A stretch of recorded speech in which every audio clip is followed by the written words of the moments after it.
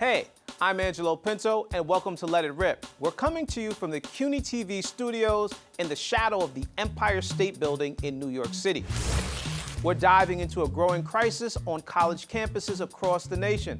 Students being arrested for standing up and speaking out in support of a free Palestine. From Columbia University to campuses coast to coast, young people are rallying to demand justice and an end to what the UN has called, and I quote, Israel's illegal occupation of Palestinian territory. But this pivotal moment, the Trump administration has placed us in a critical one around free speech and the First Amendment.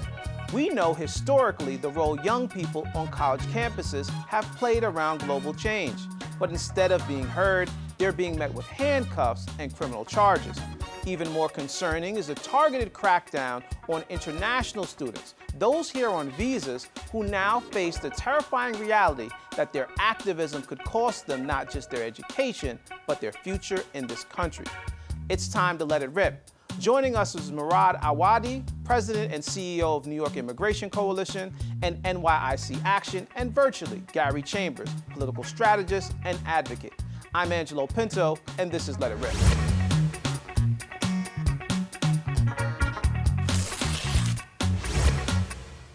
So Murad, the New York Immigration Coalition has really been on the forefront around this issue, paying attention to students who are now being targeted. Do you see this moment as an escalation to what we've seen ICE doing with undocumented folks around the country? And what's the lay of the land on this issue around students being targeted? What should folks know? How should we be responding? And how are folks not responding that you think is problematic in this moment? So I think the reality that we find ourselves in this moment is that the Trump administration came in hell-bent on delivering on his campaign promise of mass deportation. And what we know is that every single exit poll that happened on the election day, right after everyone voted and people went out and participated within exit polls across this nation, the number one issue people had was affordability and the economy. Not immigration. Not immigration. About 40+% of people. So instead of actually addressing the top issue that people who call this country home have been dealing with for years, he's actually making the affordability crisis even worse through the mass deportation and detention plan that he's been putting in place. So I think what we've seen is that regardless of your immigration status, if you're undocumented or documented, and in some cases, if you're a U.S. citizen, ICE has been arresting people across this country, across the city of New York and the state of New York. And the students are part and parcel to what's happening right now. Obviously, many of the students that have been detained or are in the process where Marco Rubio said that he is going to be revoking or has revoked over 300 students' status. He's also growing and looking to revoke even more. Do you think also that there is a racial component to who they're targeting? Because folks are not necessarily seeing Ukrainian immigrants being targeted in this moment. Do you think there's a racial component to the targeting as well as this descent component happening as well?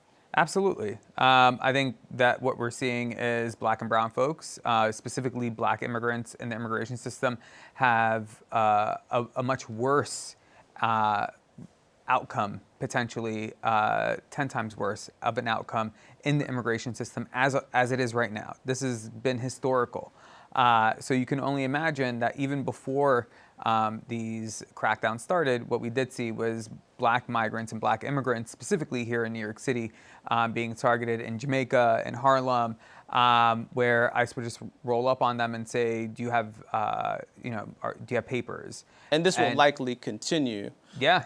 Gary, I want to ask you, for folks who often see these issues or feel like I'm not undocumented, I don't have to worry about what's happening around this, it's not necessarily even a Black issue.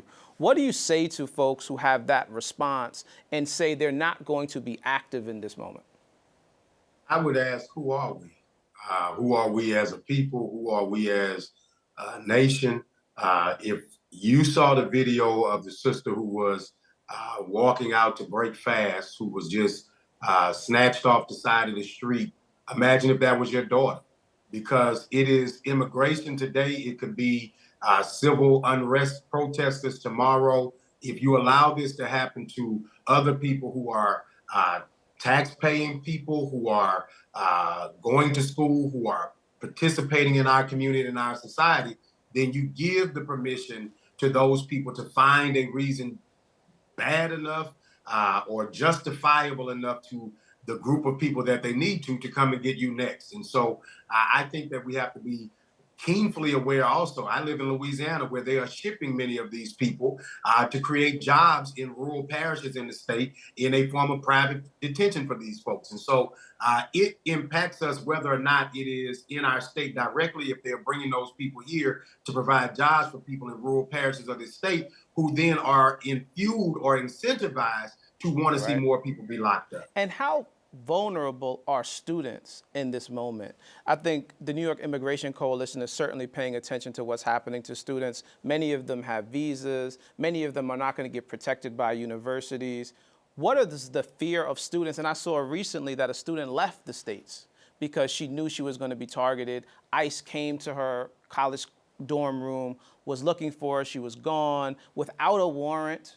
Right? And the universities are letting this happen. How dangerous are things for students, and what protections do they have in this moment?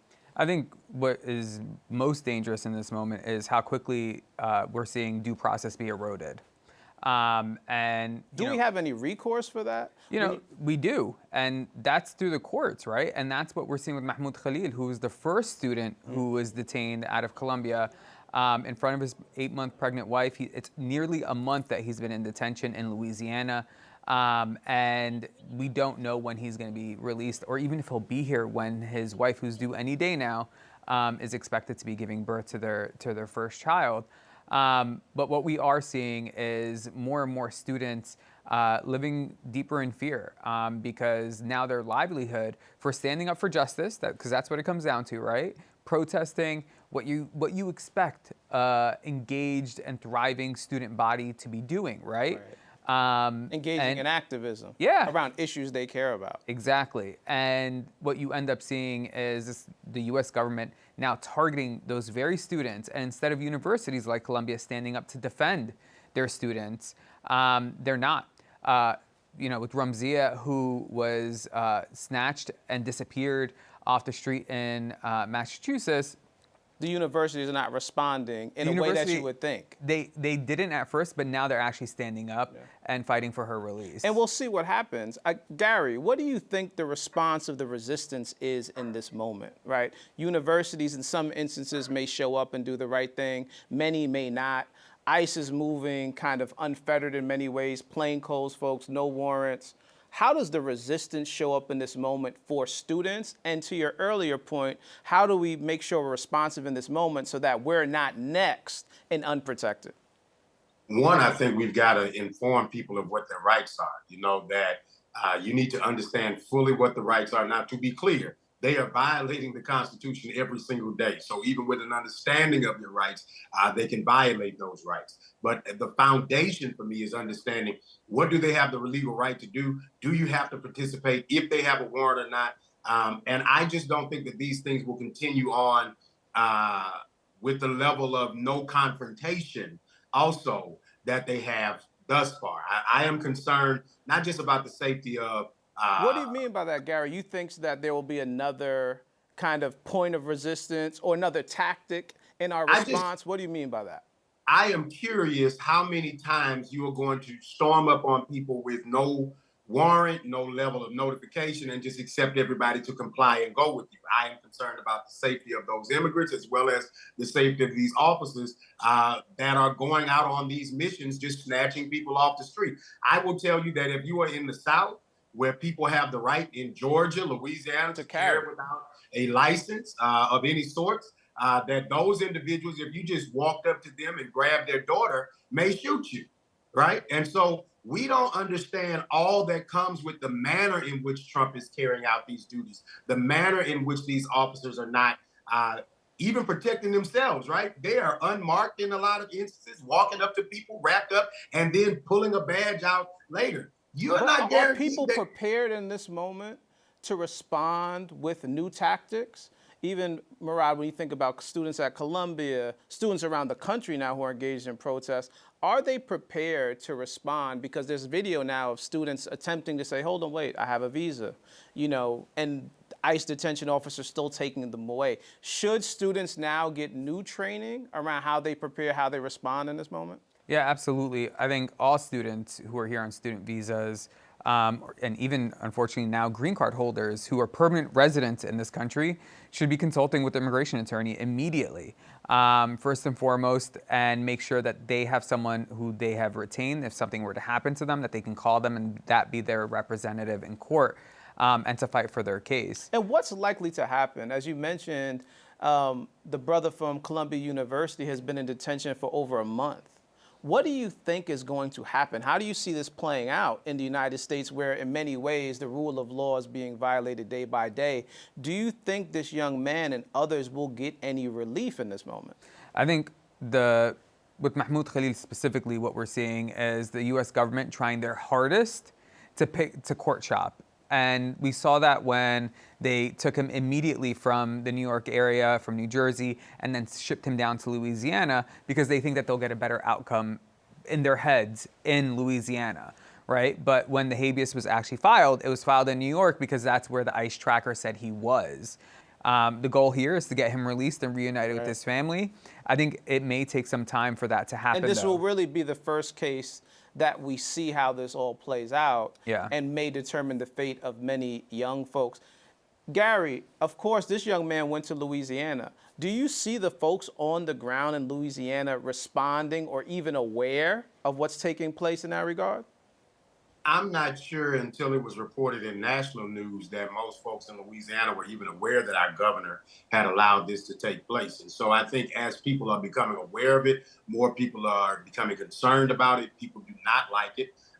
There's not been any physical protests or anything like that started. But I think in this climate, people are trying to determine what does rising up look like. People want to ensure that they are strategic and as strategic as possible against this administration, because there's an element of people who believe that Trump is attempting to provoke a level of uprising so that they can respond in a harsh way. And so I think it's about being strategic, but also making sure that people are aware that this is happening and that our governor is allowing this. And listen, it's no shock to me that our governor is allowing this, because, you know, there's a group of governors who are licking their chops to hope to be the successor of Trump. And so they're going to do the things that make them appeasing to that group of people in America. And they're in alignment with much of his policies and practices. Great conversation, but we will have to end it there. I'd like to take a moment to thank our guests, and when we come back, we'll take a deeper dive on the importance of a sanctuary city. I'm Angelo Pinto, and this is Let It Rip. When students are targeted, the message is clear. Voices of dissent aren't welcome. But what happens when that silencing spreads beyond campuses? What about other activists, journalists, or even everyday citizens who speak up against injustice?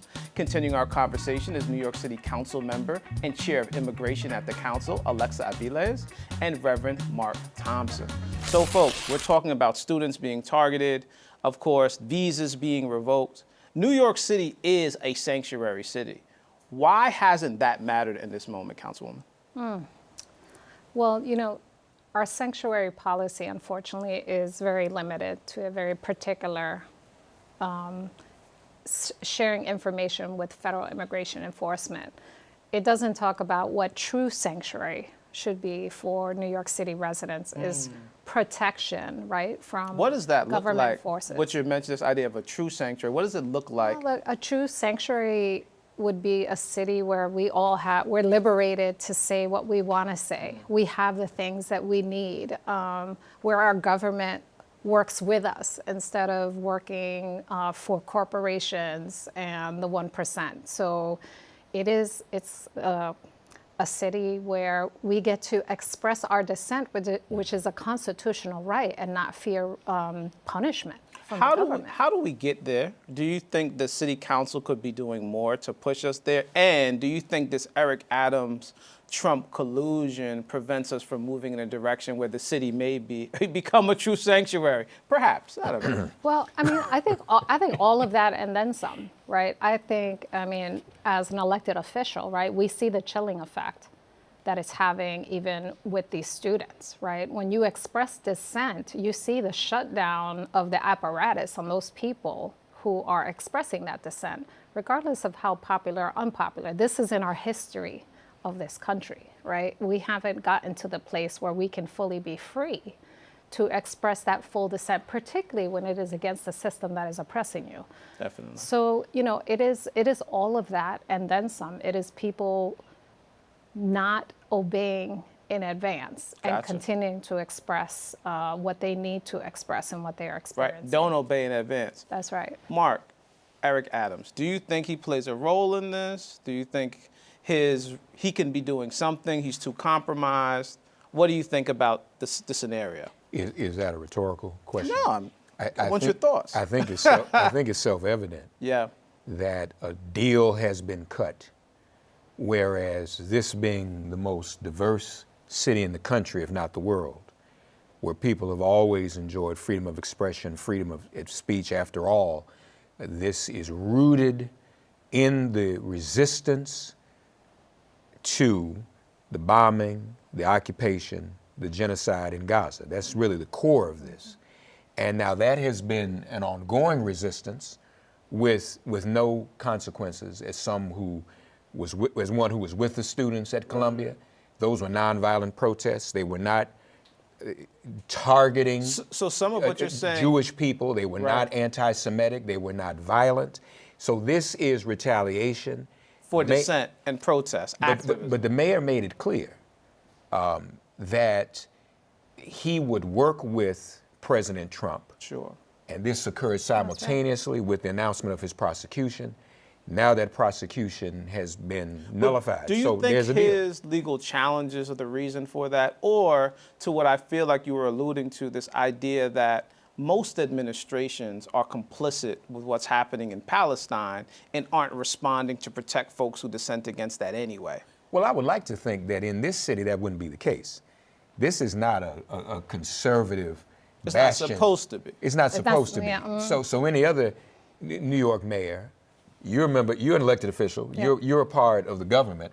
How many of council members would want to stifle people's freedom of speech coming out of diversity? But not don't just- think not that's the just case. the stifle. opposite. It's the Right. opposite. How many are willing to stand up? That's the question. And you see that not being the case. You see Mm-hmm. very few council members standing up. You certainly don't see a mayor standing up. You don't see that at the state representative level, at the federal representative level. Do In you this think this is instance, who it's they all were connected. before they were elected? Or do you think there's something about the political apparatus that's diffused folks from being advocates and using their voices? So I think it's probably a combination of both. But I think something is very clear. There is a presence of money in politics, and money in politics controls. And we know on this issue of Palestine and Israel that AIPAC has had a historical They've put a lot of money into elections. into elections, Certainly. right? Into muzzling people, into a powerful apparatus. When I first said, I stand with Palestine, do you know what the first couple of things that came back to me was? Your career is over. You will never advance. And was this from in public citizens in your, or constituents in your district? From, Or not from constituents, because my constituents were with me. Right. It was from other political people who said, you will never advance in this political apparatus. Now, do you think that big money in politics, of course it has an influence, but we saw what just happened in Wisconsin. Elon Musk spent, I think, $25 million to influence an election. Elon Musk just bought the presidency. He did. So let's be real about it. It is there and it is controlling. Now, maybe in this instance, I'm very glad she won. But money is very present in our How do government. we combat that in this moment? I mean, you see, I think, what people would say progressive or even some left-leaning politicians emerging. How do we combat big money in this particular moment? And also, how do we combat kind of the silencing of dissent? Do we have the kind of elected officials that can do that? Or are we in a moment where we need to do some soul searching and find some new folks? It's not up to the elected officials. It's up to the grassroots, it's up to the voters, so that we can replace the elected officials who would be beholden to the threat you received. Replace the elected officials who are up for sale. And frankly, we've got to cultivate another generation from the grassroots that will run for office and stand on principle and not kowtow to this. This is very, Do very we dangerous. have the citizenry in this moment that will do that, though? Because as you I mean, mentioned, Yes. the young people, the young people have been standing firm. This is why they are so targeted. And it's not just here, it's across the country. The young people saw exactly what was happening, and they stood firm in their principle and value. but is it despite enough? odds. Because some folks will point to the presidential election and say folks didn't show up. This speaks to the lack of that critical mass who can show up in the streets. The too. fact that they're getting targeted so profoundly and Right. so specifically with such violence shows you how powerful they are. And furthermore, on paper, Trump got 77 million votes. I don't really believe that. They stole On something. paper, Kamala Harris got 75 million. We need to start acting like there was 75 million Yeah. people with us. That's no small number. So there was still a critical mass, of course. 75 supporting million her people is a behind lot of people. it. Certainly. That's more than Hillary Clinton. That's a few million less than Joe Biden. And in some states that she mysteriously lost, she got more votes than Biden did in 2020. I don't know how you lose like that, but be that as it may, we need to start acting like that. And I'm afraid that people aren't taking advantage of that and building an apparatus to reach out to the But do you 75 million and keep them think the mobilized. opposition has realized that they gained some headway? Because even though the margin may have been small, they won. And do they realize that maybe not just the constituents support them, but now they have an opportunity to drive a wedge further amongst radical constituents that may vote Democratic, and get them out of the way too? Like, are they leveraging this moment and we're not? Yes. Everybody's leveraging Yeah, it, right? But I do think there's this interesting mythology that we keep circling around, which gives it a lot of validity, that somehow, like New York City, the same thing, 70-30, that somehow New York City went Republican.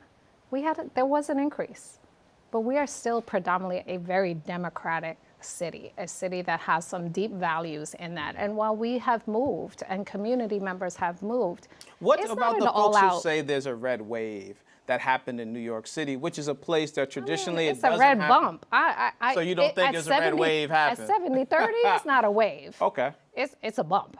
But do And you think it's acknowledge dangerous true. because, as you mentioned, even amongst the elected officials who are in city council, perhaps the mayor, are not necessarily moving how folks we think in that position in a city like New York would move? So even though it may not have been a red wave, is the blue folks so compromised that the red is still prevailing politically, and even in this moment where you have someone like Trump able to make a sanctuary city, a democratic city, do things that folks would never think possible?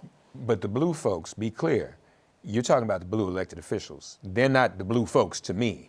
The grassroots is blue and will remain blue, and I think people are ready to move and do what's So necessary. you're to saying educate organize. it's beyond just the elected officials, it's the community that has to really begin to shift things. Absolutely. that's what But counts. can they shift things in a way now with the rule of law being violated to matter without elected officials really supporting them? Well, I think that the grassroots, the citizens of New York and in other cities, have the power of the vote. I think Wisconsin buoys us, and even though we didn't win in Florida, it came close, and they spent a lot of money, and we still came close. So I think we build on that, and we need to continue to increase morale, build morale. We've been here before. This is what racism and white supremacy Have does. we It been here pushes like back. this? Yeah. Mean, even Much now, worse. folks pointing to Chuck Schumer in many ways moving with the Republican That's right. Party, allowing Trump to move how he decides. Have we seen this kind of fractured Democratic Party in such a way before? Yes. I think so. Yeah, In this yeah. country? Yeah, at different points. At yeah. different points. What happened during the W. Bush and the Iraq War? I mean, you But even had, did you even those had Hillary Clinton moments- saying, "Well, I'm for the war," and people had to go back. But did and those apologize. moments get us to a place where we have someone like Trump elected? Someone who would No, thank probably God.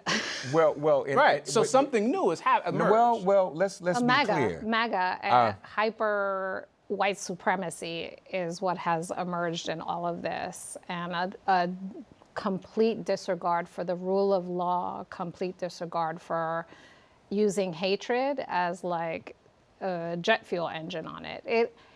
It is unique to this moment in time, but we Certainly. must remember the history of this country and right. what has been running it, and the periods where we have had this resurgence of white supremacy. Powerful conversation. that we will stay on top of as we navigate this new reality from the federal government. Would like to thank our guests, and when we come back, I'll have some final words on Elon Musk. I'm Angelo Pinto, and this is Let It Rip. What if I told you a foreign-born billionaire has hijacked much of our political democracy? That the very same elites who claim to defend free speech are the ones controlling who gets to speak and who gets silenced. I'm talking about no other than Elon Musk. From literally spending $290 million to pick the next president, or recently wasting $25 million on a Wisconsin Supreme Court election, we've seen the disturbing reality of what happens when dissent is met with force. Students arrested, visas revoked, universities bending to political pressure. This isn't just about campus protests. It's about a system that punishes resistance while letting those in power operate without consequence. And let's talk about who benefits. Elon Musk, a billionaire born into apartheid South Africa, whose family profited under that same system, has now positioned himself as a champion of free speech. But what does that really mean? Censoring voices critical of power, signal-boosting propaganda, and shaping political discourse to serve the interests of the ultra-rich. When governments, universities, and tech tycoons work together to crush protests and silence opposition, it's not just an attack on students, it's an attack on all of us. History has shown us that silencing dissent doesn't make the issues go away, it only fuels resistance. This fight isn't just theirs, it's ours, and it's far from over. Until next time, keep questioning, keep pushing, and as always, let it rip.